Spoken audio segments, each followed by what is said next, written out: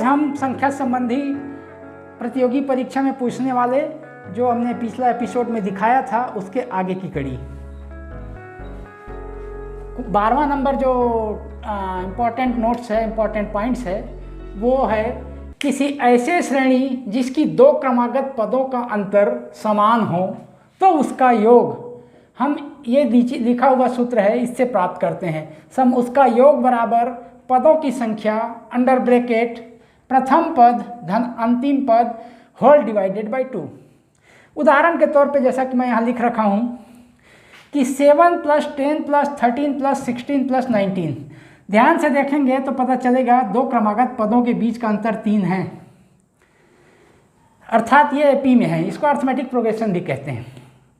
अब हमको इसका योग निकालना है तो कुल पदों की संख्या 1 2 3 4 और 5। तो यहाँ पे पदों की संख्या हो गया, प्रथम पद 7 है, अंतिम पद 19 है।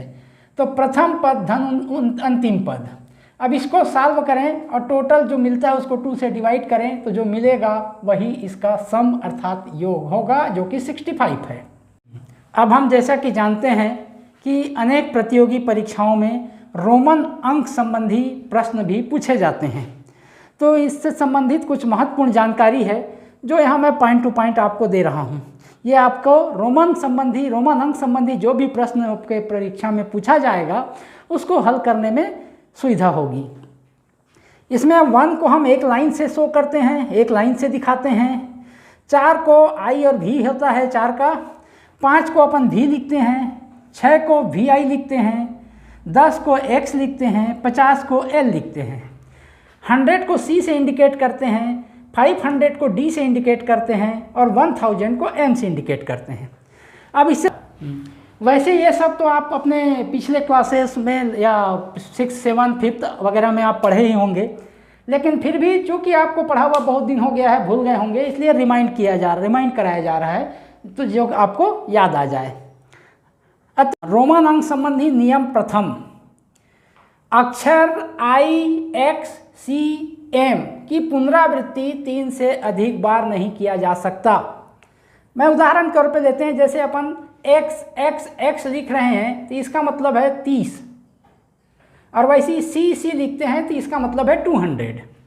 इसको 3 से अधिक बार अर्थात x को हम 4 बार या c को 4 बार ऐसा नहीं ले सकते, अधिकतम 3 बार ही हम रिपीट कर सकते हैं। दूसरा नियम है अपेक्षाकृत अधिक मूल्य अक्षर के बाद एक अक्षर रखने में उसका मूल्य बढ़ जाता है।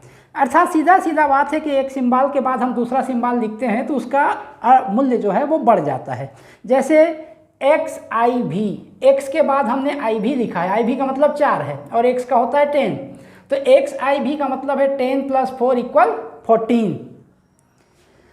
तीसरा नियम है अपेक्षाकृत अधिक मूल्य वाले अक्षर से पहले कोई अक्षर रखने पर उसका मूल्य घट जाता है।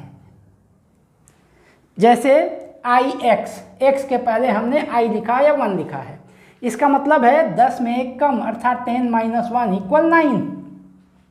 चौथा, किसी अक्षर के ऊपर एक डैश चिन्ह लगाने पर उसके मूल्य में 1000 गुना वृद्धि हो जाती है।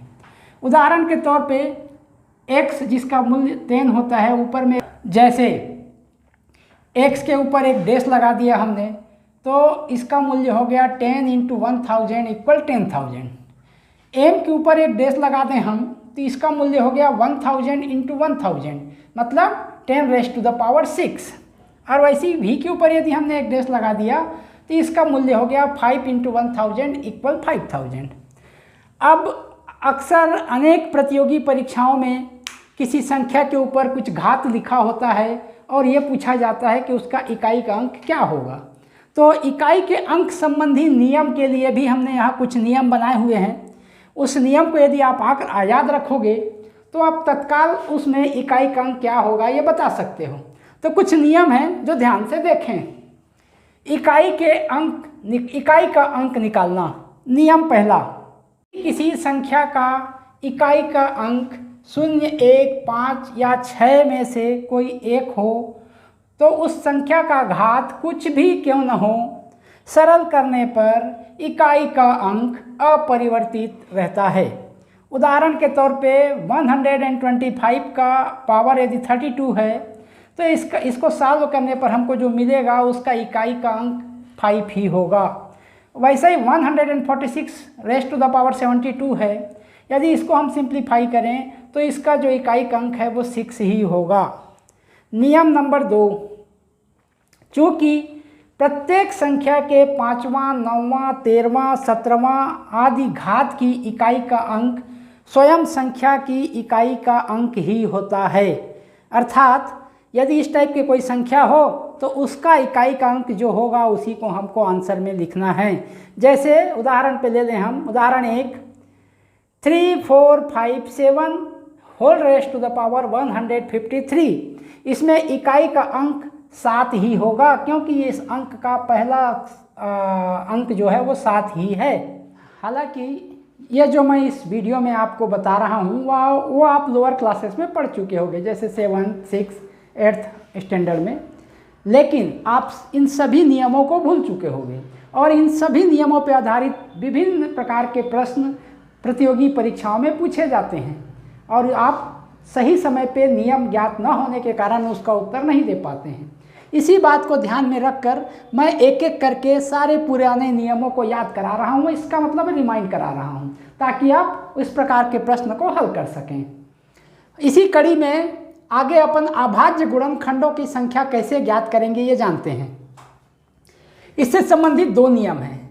नियम पहला, दी गई संख्या का अभाज्य गुणनखंड करें पहले।